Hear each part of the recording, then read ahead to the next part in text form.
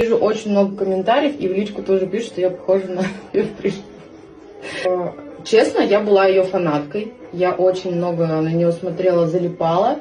И, ну, в общем, мне многие такие ролевые модели женщин нравились, красивых, да.